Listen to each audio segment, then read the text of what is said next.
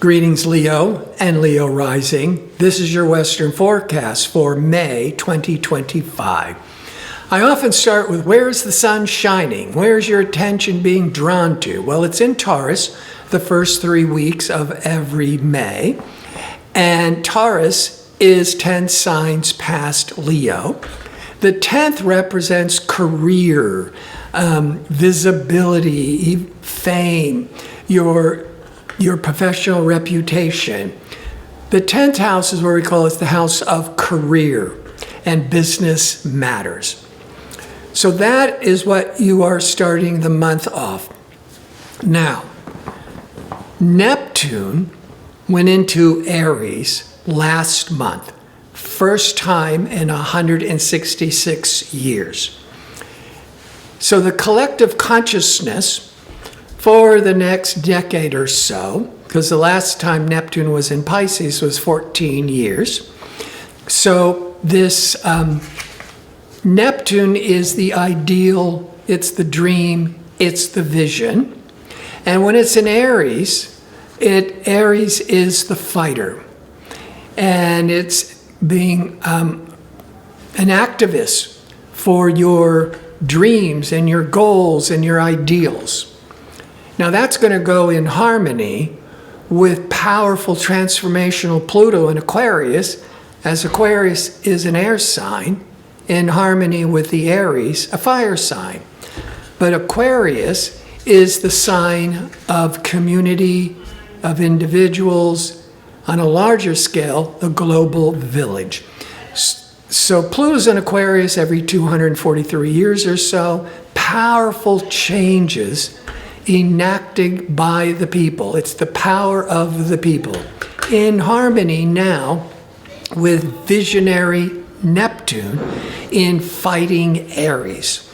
And the Neptune is in Aries, a fire sign, compatible with Leo, a fire sign. The Neptune is in Aries, it's 9 signs past Leo.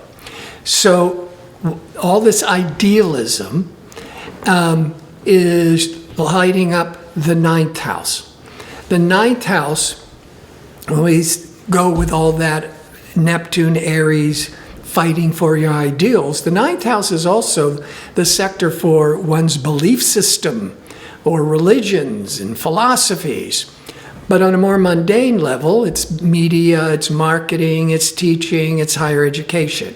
Now, so last month, Neptune went into Aries, and Venus was in Aries from February to March the 1st when it retrograded in Aries, and then it retrograded back into Pisces through March.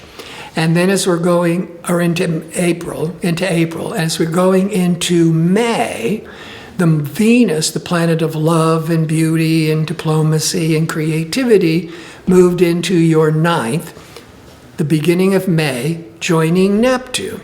Venus, Neptune can be incredibly creative, dreamy, romantic, visionary. And it's all in harmony with Leo. And from the 9th house, you could have these dreams and aspirations in media, marketing, maybe traveling the world, getting that higher degree. These are all the possibilities of the 9th house. Now, why this goes even more important is Saturn, taskmaster, focus, responsible Saturn, is a 29.5-year cycle, and Saturn is going into Aries on May the 24th until August the 31st. Then it retrogrades back into Pisces. Make sure you learned your lessons from the past cycle. And then in February, it's back into Aries. Neptune will be in Aries from this past April into October, the end of October, into January. The Neptune has retrograded back into Pisces, again, to make sure you learned your lessons of where Pisces falls in your chart. And then the Neptune moves back into Aries in February, joining Saturn. Now, because Pluto, powerful Pluto, is an air sign in harmony with the Saturn and Neptune in Aries, a fire sign, and Uranus in July is leaving Taurus and moving into Gemini, an air sign. So you're having these two powerful outer planets, Pluto and Uranus, in air signs, in harmony with Saturn and Neptune in Aries, a fire sign. So if there wasn't all that support, Saturn-Neptune alignment every 38 years can be very discouraging and disappointing. Often it's where people escape Neptune, their realities or responsibilities, Saturn. But we're having all these, you're having Pluto, powerful Pluto and Uranus supporting the Saturn-Neptune conjunction. Now, it's not conjunct starting the new 38-year cycle until February, like February the 20th, 2026. But the last week of May, you're starting to get clues. And the positive, and it's all falling in your 9th house. The positive is Neptune is the vision, the ideal, the dream. Saturn to Neptune will make your dream seem possible. Saturn-Neptune is when you can manifest and make real your vision, your dream, your aspirations. And the Saturn-Neptune is being influenced by creative Venus, or what you really value and appreciate, coming in with the Venus. But the Saturn-Neptune in the 9th can certainly be manifesting all those 9th house qualities of making those long-range goals a reality, from publishing to media to teaching, going back to college, or getting that master's or PhD. Now, Aries is ruled by Mars, and Mars is in Leo.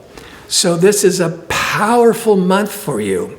Before I go into detail how Mars is firing up your passions and what it's doing to the Aries planets, if you enjoy these kinds of videos and would like to see more of them, click like and subscribe. And don't forget to click on the notification bell to receive the latest postings. All right, Mars is a 2-year cycle. If you've been following my videos, it went last November into Leo, December the 6th. It retrograded but retrograded out of Leo into Cancer at the beginning of January.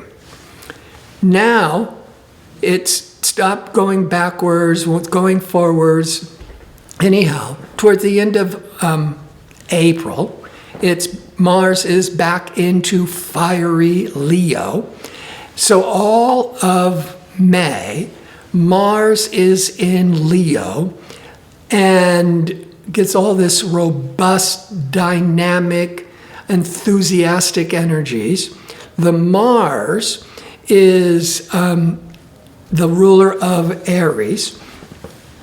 So all that 9th house visionary ideals and dreams and lofty goals, the Mars is giving you the courage, the motivation, the enthusiasm to go for it, being that it's in Leo, fighting for your goals and dreams. But the Mars in Leo, a fire sign's in harmony with the other Aries planets, but especially Venus in Aries. So Venus trining, Mars trining Venus, that's the Leo to the Aries, can be very romantic, passionate, creative energies.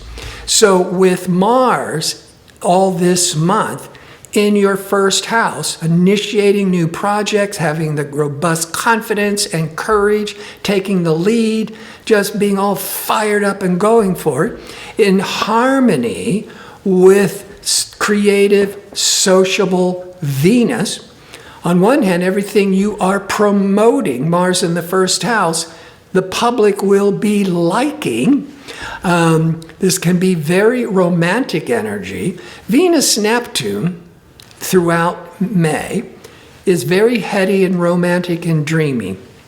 It's in the 9th house. Now, you might be falling in love, becoming infatuated with somebody while you're traveling the 9th house, or taking a class, and getting an education. That's the 9th house. But you could also be doing a lot of online promotion and marketing. That's the 9th house. You could get a lot of traffic, a lot of people being very attracted to your site, to your energies. But even online dating, you could fall in love and become infatuated. But back to Saturn, because Saturn is going into Aries on May the 24th, and the Saturn will keep you realistic and grounded.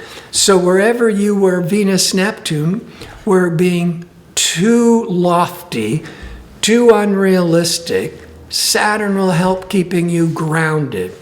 Now, the Saturn can also help you commit to the lofty vision of Venus-Neptune in 9th house matters, like getting dead serious about getting your master's degree, or finally getting back into college, as one example, or any kind of educational professional training programs. That's the 9th house.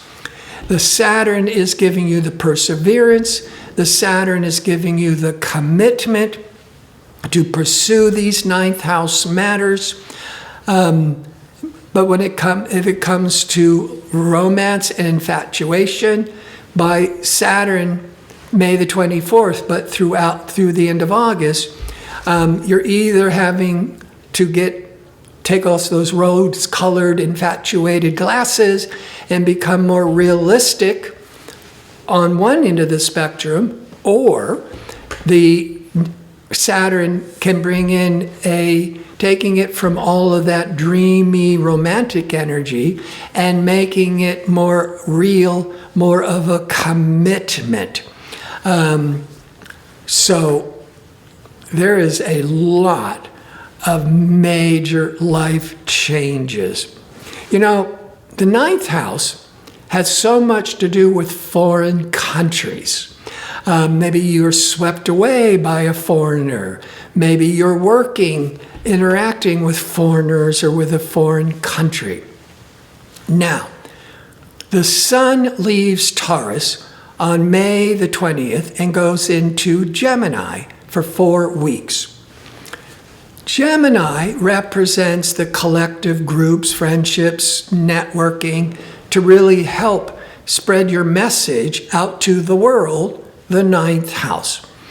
This is really favorable for all kinds of publishing, online, businesses, all kinds of media, social media. And that Saturn can make it more grounded, more realistic, to really manifest it. But the Sun in Gemini is helping you get a lot of support from networking, from friendships. On another level, you're really starting to look at how this could last a long time, because the 11th house can be looking towards your future. But the new moon in Gemini is on May the 26th. Now the new moon is now when your attention to these 11th house matters starts to become more crystallized, more focused. You could be getting support from an organization, the 11th house, from a friend or a business associate, the 11th house. You could certainly be making long-range goals the 11th house. And with Saturn for almost 30 years at the end of this month, moving into the 9th, that could be really taking on a great deal of commitment with 9th house matters. The most traditional would be going back to school or finally publishing that book or writing, your movie scripts, your TV scripts, and starting to look for an agent and get that information out to the world. And with Mars in Leo, you have all this confidence and bravado to go for it, and there's nothing stopping you. So, the big turning point to finally start pursuing your dreams and your goals. So Leo, if you like to have a personal reading, check out my website at gardino.co. That's .co. Until next month, be safe and well.